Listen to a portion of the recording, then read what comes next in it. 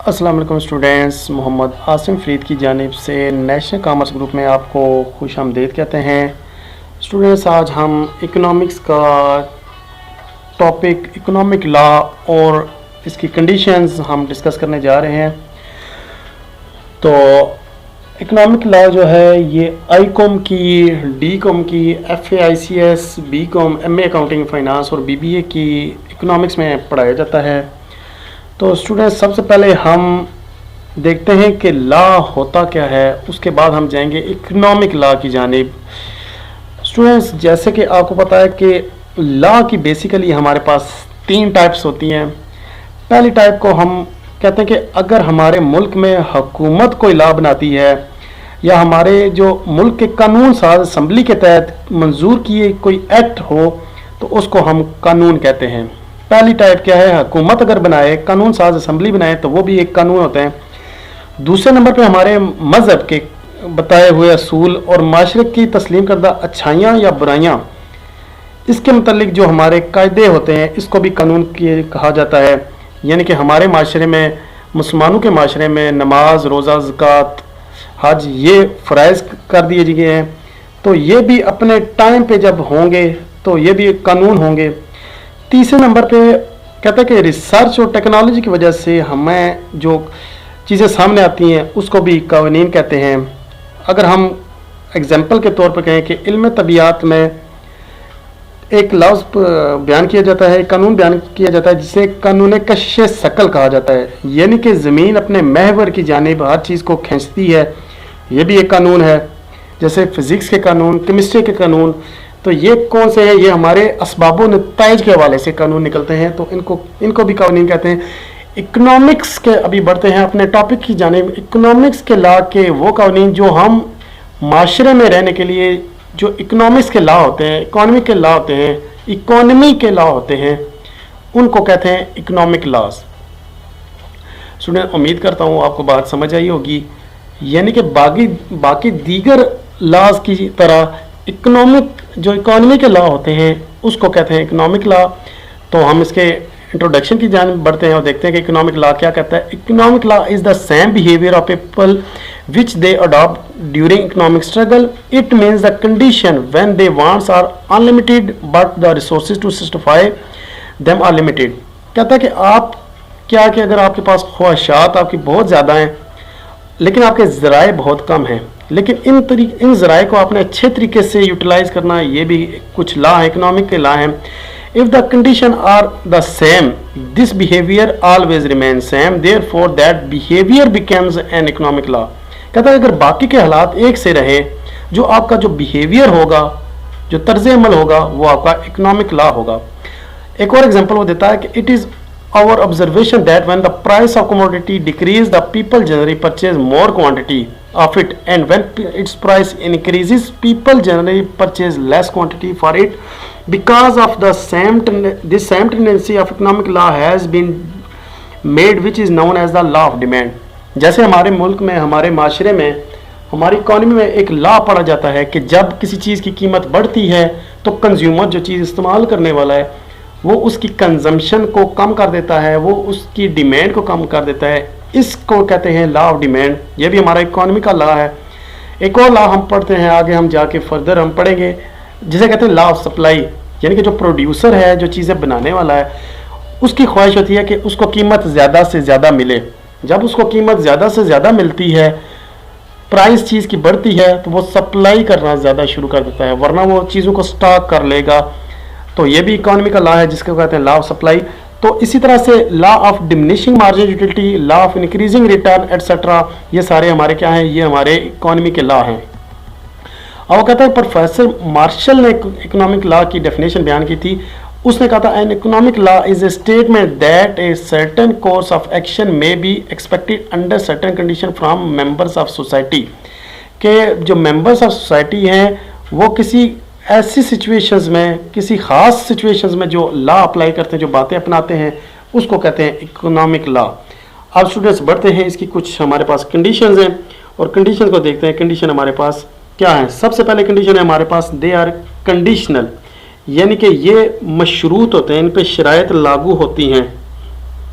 मतलब कि क्या हम देखते हैं कि क्या कि economic law are conditional, it means some condition are attach with economic law, कि कुछ हमारे पास इसके साथ इकोनॉमिक लॉ के साथ कुछ कंडीशंस लाजमी लगी होती हैं जिनको वो फुलफिल करना लाजमी होता है।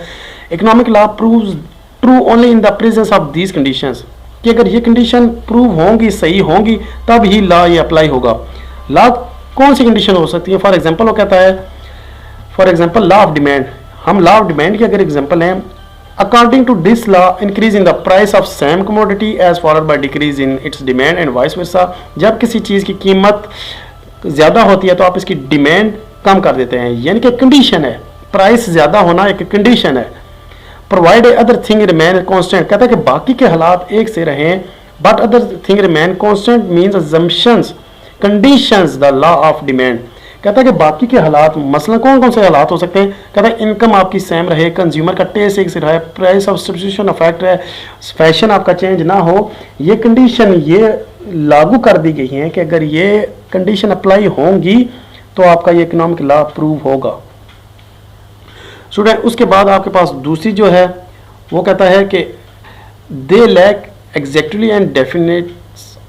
स्टूडेंट दूसरा जो है वो बताता है कि ये इकोनॉमिक लॉ ये यकीनी और हतमी नहीं होते, यानी कि आप यकीन से कोई बात एग्जैक्ट नहीं कह सकते, वो उसमें चेंजिंग भी आ सकती है।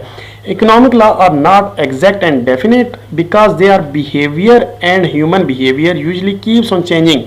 जो ह्यूमन है वो हर वक्त कोई ना कोई चीज़ को चेंज करता रहता है। While physical law are related with lifeless matter, therefore the result of any repeating action on applied on them will always be the same. कहता है हमारे पास जो दो किस्म के लॉ हैं, एक है सोशल लॉ, एक होता है फिजिकल लॉ। जो सोशल लॉ है वो इकोनॉमिक लॉ है, तो वो चेंज होता रहेगा with the passage of time. लेकिन जो हमारे पास फिजिकल लॉ हैं वो जैसे फिजिक्स के कानून हैं, केमिस्ट्री के कानून हैं, वो चेंज नहीं होंगे with the passage of time, with the passage of place. उसके बाद जी द लैक ऑफ प्रिडिक्टेबिलिटी, आप इसकी पेशन गोई नहीं कर सकते कि फ्यूचर में क्या हो सकता है, नेक्स्ट डे आपका क्या हो सकता है। It is impossible to predict prospective changes on the basis of economic law because it is difficult to make an exact prediction about human behavior as there is no instrument to measure and mental state of human beings। Student यहाँ पे वो कहता है कि आप इसकी प्रिडिक्टिबिलिटी नहीं कर सकते, आप इसको प्रिडिक्ट नहीं कर सकते फ्यूचर में एग्जैक्ट क्या होने लगा है। सपोज ये कि मिस्टर असलम, मैं एग्जांपल देता हूँ कि वो किसी चीज़ का कंज्यूमर है, तो वो देखता है कि किसी चीज़ की प्राइस जब कम होगी वो उसकी डिमांड ज़्यादा करेगा। यानी कि कोई टाइम ऐसा होता है कि जब वो प्राइस कम हुई है लेकिन उसने उसकी डिमांड ज़्यादा नहीं की, बल्कि उस दिन उसने उसकी डिमांड ज़ीरो कर दी, और नेक्स्ट डे उसी चीज़ की कीमत डबल हो गई और उसने उस दिन उस चीज़ की डिमांड भी डबल कर दी। उसके घर गेस्ट आए हुए थे, उसने उस चीज़ की डिमांड भी डबल कर दी। यानी कि आप इसकी प्रिडिक्ट नहीं कर सकते कि फ्यूचर में क्या हो सकता है। नेक्स्ट वो कहता है कि they are qualitative but not quantitative. जो इकोनॉमिक्स लॉ हैं ये क्वालिटेटिव होते हैं और क्वांटिटेटिव नहीं हो सकते। स्टूडेंट क्वालिटेटिव और क्वांटिटेटिव में फ़र्क ये है, क्वालिटेटिव में आप बयान करते हैं अच्छा बुरा, बहुत अच्छा बहुत बुरा, और क्वांटिटेटिव में आपके पास नंबरिंग होती है, मैथ स्टैट की नंबरिंग होती है, आप एग्जैक्ट उसकी वैल्यू बयान कर सकते हैं 5, 10, 15 इस तरह से। Economic law express in a general tendency of people so they can not be describe in the quantitative terms. इसको आप क्वांटिटेटिव टर्म्स में एक्सप्लेन नहीं कर सकते। For example we can say that increase in the price commodity result the decrease in the demand, but we can not say how much increase in the price will result in the how much decrease in the demand. ये हमारे पास phenomena तो है, हम ये पढ़ते हैं कि law of demand में क्या होता है, जब किसी चीज़ की कीमत बढ़ती है आप उसकी डिमांड को कम कर देते हैं। सिर्फ आपने ये लॉ पढ़ा है, लेकिन आप ये नहीं कह सकते कि किसी चीज़ की कीमत जब कम होगी आप उसकी डिमांड कितनी ज़्यादा करेंगे, 10% करेंगे, 20% करेंगे, 30% करेंगे, ये नहीं बयान करेंगे। बस हम ये देखते हैं कि किसी चीज़ की कीमत कम होगी डिमांड ज़्यादा करेंगे, कीमत ज़्यादा होगी डिमांड कम करेंगे। Negative relationship between price and commodity quantity demand. उसके बाद स्टूडेंट नेक्स्ट कहता है कि नो पनिशमेंट और फाइन। आप ये इकोनॉमिक के जो लॉ हैं इसको अगर आप अप्लाई नहीं करते, इसको तोड़ भी देते हैं, तो आपसे कोई पनिशमेंट नहीं कर सकता। नो पनिशमेंट और fine is prescribed in the case of going against economic law to violate them in neither the disobedience और statutory law nor it causes any harm or society, but it is possible that their violation can cause any personal financial loss. Student यहाँ पे वो explain करता है कि अगर आपने इस इकोनॉमिक के लॉ को आपने अवॉइड कर दिया, वायलेट कर दिया, इससे आपको पनिशमेंट नहीं होगी, सिर्फ क्या होगा, आपका पर्सनल जो होगा फाइनेंशियल लॉस होगा. यही हम एग्जांपल लें लॉ ऑफ डिमांड की, कि अगर आप किसी चीज़ की कीमत बढ़ती है, आप उसकी डिमांड को कम कर देते हैं, लेकिन अब किसी चीज़ की अगर कीमत ज़्यादा हो जाती है, आप डिमांड कम कर देते हैं, इससे क्या होगा, आपका पनिशमेंट आपको कोई नहीं करेगा, लेकिन आपका पर्सनल जो लॉस होगा वो लाजमी हो जाएगा. उसके बाद कहता है they are optional. They are optional यानी कि आप इसको, अगर कोई बंदा इसको फॉलो करना चाहे तो कर सकता है, ना करना चाहे नहीं कर सकता. Economic laws are optional. It is up to people will whether they follow these law और not. They can not compel to follow them. क्या कहता है कि इकोनॉमिक के जो लॉ हैं वो ऑप्शनल होते हैं किसी भी बंदे के लिए. वो अगर इसको अप्लाई करना चाहे तो करता है, ना करना चाहे तो ना करे, ये इसकी मर्जी है.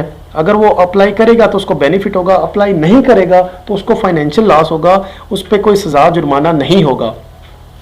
मोर valid than laws of other social sciences. कहता है कि हमारे पास जो बाकी सोशल साइंसेज हैं, सोशल साइंसेज बाकी हमारे पास कौन से स्टूडेंट्स, साइकोलॉजी हो सकता है, सोशियोलॉजी हो सकता है, हिस्ट्री हो सकता है. इसके मुकाबले में जो हमारे पास ये इकोनॉमिक लॉ है ये मोर वैलिड होता है. All the economic laws are not valid as there in case of physical sciences, yet they are more valid than the laws of other social sciences such as history, sociology and psychology etc. because in economics money is an instrument which can measure social changes occurring in the society while other social sciences have not such an instrument. Student इसके कहने का मतलब यह है कि हमारा जो economic law है ये वैलिड तो नहीं होता फिजिकल साइंस के बदले में, क्योंकि फिजिकल साइंस जो है ये ज़्यादा वैलिड होती है. जो हमारा इकोनॉमिक लॉ है वो चेंज हो सकता है, लेकिन सोशल साइंसेज में ये मोर वैलिड है. सोशल साइंसेज मतलब हिस्ट्री, सोशियोलॉजी, साइकोलॉजी में ये ज़्यादा वैलिड है. वो चेंज हो सकती हैं, हिस्ट्री हमारी चेंज हो सकती है, लेकिन जो इकोनॉमिक लॉ है ये ज़्यादा वैलिड है. और क्योंकि इसमें चेंजिंग वो इनकम के लिहाज से आएंगी. In economics money is an instrument which can measure social changes. जो मनी है आपकी ये सोशल चेंजेस को लाएगी. मनी ज़्यादा होगी आपकी सोसाइटी ज़्यादा बेहतर करेगी, मनी कम होगी तो आपकी सोसाइटी कम अच्छी होगी. लेकिन ये जो बाकी की सोशल साइंसेज हैं इसमें मनी का कोई रोल नहीं होता, मोस्टली ज़्यादा रोल नहीं होता. तो इसका यही है कि more valid than laws of other social sciences. तो स्टूडेंट्स हमने ये इकोनॉमिक लॉ और इसकी कुछ कंडीशंस पढ़ी हैं. नेक्स्ट लेक्चर में इंशाल्लाह हम इकोनॉमिक लॉ जो है इसके हम दो मेथड डिस्कस करेंगे. दो मेथड कौन से होंगे, डिडक्टिव मेथड होगा और इंडक्टिव मेथड होगा. एक को कहते हैं इस्तखराजी तरीका, एक को कहते हैं इस्तकराई तरीका. तो इंशाल्लाह वो नेक्स्ट लेक्चर में हम डिस्कस करेंगे. तो नेक्स्ट लेक्चर में आपसे मुलाकात होगी. तब तक के लिए अपना ख्याल रखिएगा. अल्लाह हाफिज़.